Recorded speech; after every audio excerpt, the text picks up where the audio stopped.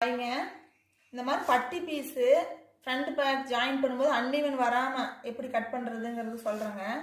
இந்த ஃப்ரண்ட்டையும் பேக்கையும் இங்கே கரெக்டாக இந்த நாச்சு செட் பண்ணி இங்கே ஈவன் பண்ணி வச்சுக்கோங்க.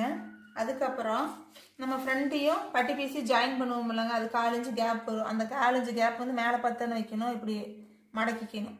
மடக்கிட்டு அதுலேருந்து அந்த 1/4 இன்ச்சுக்கு மேலேருந்து அளவு எடுத்துக்கோங்க. அங்கேருந்து இந்த ஃப்ரண்ட்டில் மடிச்சு தைக்கிறதுக்கு மார்க் பண்ணியிருக்கேன் பார்த்தீங்களா, அது எவ்வளோ வருதுன்னு பாருங்கள். இந்த பீஸ்க்கு வந்து 2.5 வருதுங்க எனக்கு.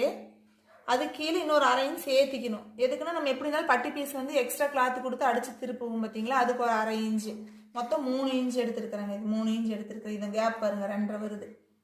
இங்கே வந்து அடிச்சிருவோம், இது வந்து அடிச்சு திருப்பிடுவோம். இந்த கேப் வந்து 2.5 வருது. இந்த மாதிரி மெஷர் பண்ணி அளந்து பார்த்தீங்கன்னா உங்களுக்கு ஈஸியாகவும் இருக்கும்.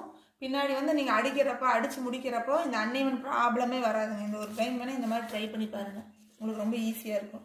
இந்த மாதிரி டிப்ஸ் வேணும்னா